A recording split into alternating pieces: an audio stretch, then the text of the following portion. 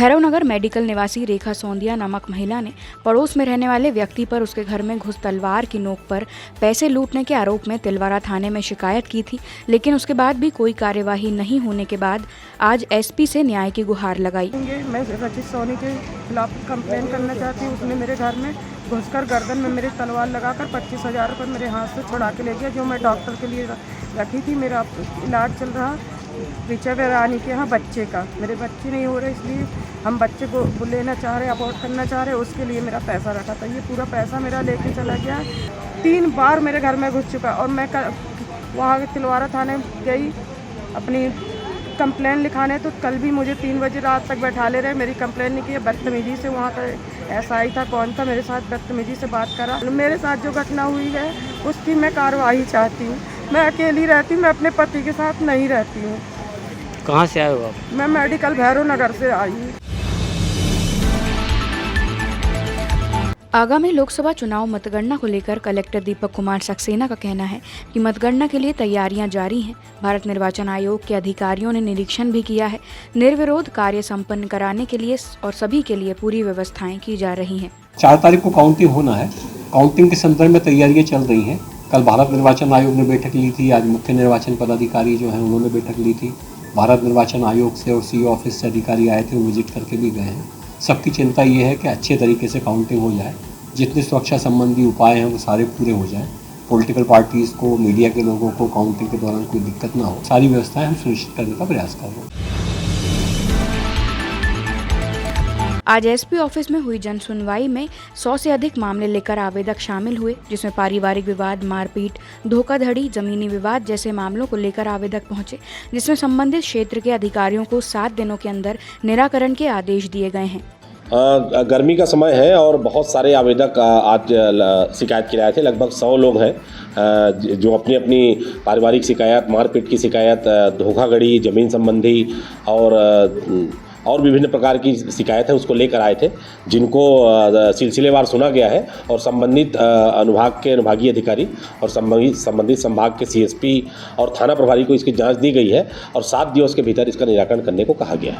राजा विश्वकर्मा के द्वारा हमारे बच्चे को तलवार मारी गई जो कि सर पे लगी है, और राजा विश्वकर्मा को कुछ उन्हीं के अन्य अंकुर राय के द्वारा मारा गया। उसके हाथ में कुछ लगा हुआ है। तो चूंकि गढ़ा थाने में रिपोर्ट दर्ज की गई तो हमारे बच्चे का रिपोर्ट नहीं लिखी गई, और राजा विश्वकर्मा को राजनीतिक दबाव के कारण हमारे बच्चे पे 307 की धाराएं लगाई गई, जो कि सरासर अन्याय है। जबकि सिर में चोट लगने वाले को 307 की धारा लगनी चाहिए, और इसके ना करते हुए कुछ राजनीतिक दबाव है कांग्रेसियों के द्वारा, जो कि बिक्की ठाकुर वो कांग्रेस का ही आदमी था, वो उसके द्वारा राजनीतिक दबाव बना के और हमारे बच्चे के ऊपर 300 धारा गढ़ा थाने के द्वारा 307 की धारा लगाई गई है, जो कि हमने पुलिस अधीक्षक महोदय जी को लेटर देने आए हैं। पूर्व में भी 14 तारीख को दिया था कि हमारे बच्चे के साथ न्याय हो।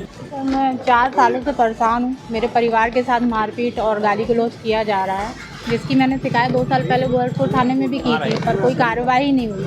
फिर मैंने अभी 24 तारीख को फिर एक एप्लीकेशन डाला, तो जिससे उस पर भी कोई कार्रवाई नहीं की। उसी के सिलसिले में मैं एसपी ऑफिस में आवेदन देने आई थी कि उस पर कोई कार्रवाई की जाए। शिक्षा माफिया पर की गई कार्यवाही पर एसपी आदित्य प्रताप सिंह का कहना है कि अभी तक अलग अलग 9 पुलिस थानों में 11 स्कूलों के नाम पर एफआईआर दर्ज की गई है और 21 आरोपियों को गिरफ्तार भी किया जा चुका है। इस मामले में अभी भी जांच की जा रही है और जैसे साक्ष्य मिलते हैं उसके आधार पर कार्यवाहियां की जाएंगी। देखिए, कल जो एफआईआर हुई हैं 9 पुलिस स्टेशन में 11 एफआईआर में अभी तक 21 आरोपियों को गिरफ्तार किया गया है और एक आरोपी को कल डिंडोरी से गिरफ्तार किया गया है। एज ऑफ टुडे पुलिस ने सभी आरोपियों की पीआर मांगी थी, जिसमें से 18 आरोपियों की पीआर पुलिस को मिली है, जिसमें 1 से 3 दिन की पीआर है। और अभी जो इस केस के अन्य जो पहलू हैं, अन्य साक्ष्य इकट्ठे किए जाएंगे और आगे जैसे इन्वेस्टिगेशन आगे बढ़ेगी, जो एविडेंसेस आएंगे उसके आधार पर कार्रवाई की जाएगी। देखिए, साक्ष्य पे जैसे हम आगे बढ़ेंगे इन्वेस्टिगेशन में, अभी बहुत सारे एस्पेक्ट्स हैं जिनको इन्वेस्टिगेट करना बाकी है, और आगे इन्वेस्टिगेशन में जैसे साक्ष्य आएंगे उस आधार पर कार्रवाई की जाएगी। बाबूलाल पहलवान की स्मृति में घमापुर क्षेत्र में 3 दिवसीय कुश्ती प्रतियोगिता का आयोजन हुआ, जिसमें सबसे ज्यादा खिताब महिला पहलवानों ने जीते। कैथल परिवार के जो अपने पिताजी थे आदरणीय स्वर्गीय श्री बाबूलाल जी पहलवान, वो ख्याति लब्ध थे। रेलवे में भी उन्होंने ऑल इंडिया रेलवे में 4 साल तक इंडिया चैंपियन रह चुके थे और उन्हीं की मेमोरी में इन्होंने, इनके परिवार ने यह आयोजन यहाँ पे करवाया 3 दिवसीय। और आज हमारा इस प्रतियोगिता का अंतिम दिन है और जिससे हमारे जनमानस में, हमारे बच्चों में ये पुनः ये जागृति या हमारी सनातनी जो व्यायाम विधा है कुश्ती, उसके प्रति लोग जागरूक हों, बच्चे आगे आएँ।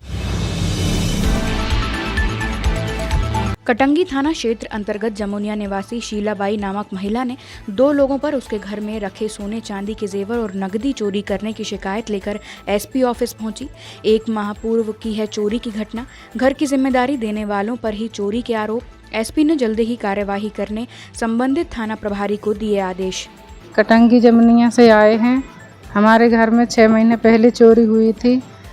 वो लोग ललीबाई, प्रहलाद चौधरी 2 ही हमारे यहाँ काम करते थे। उन्हीं को हम जवाबदारी दे आए थे। उन्हीं ने हमारी चोरी करी है। एसपी ऑफिस आए हैं, सर से मुलाकात हुई है कि 2-3 दिनों में गिरफ्तार कर लेंगे। चोरी हुई है 1,30,000 की पैसे की, झुमकी हैं, पांचाली हैं, डोरा हैं, पायलें हैं, बिछिए हैं, कंगन हैं। थाना कटंगी क्षेत्र से आज एक फरियादिया शीलाबाई आई थी। उसका कहना है कि उसके घर में 1 माह पूर्व चोरी हुई थी और उसको अपने जिसको ये माल रखवा कर गई थी उस पर शंका भी है। तत्काल मैंने थाना प्रभारी को निर्देशित किया है कि उक्त चोरी के प्रकरण में रुचि लेकर जिस पर भी वो संदेह व्यक्त कर रहे हैं उससे ठोस पूछताछ कर जो चोरी हुआ मसरूका है उसको जब्त करें और जल्द ही ये इस कार्रवाई का खुलासा हम कर देंगे।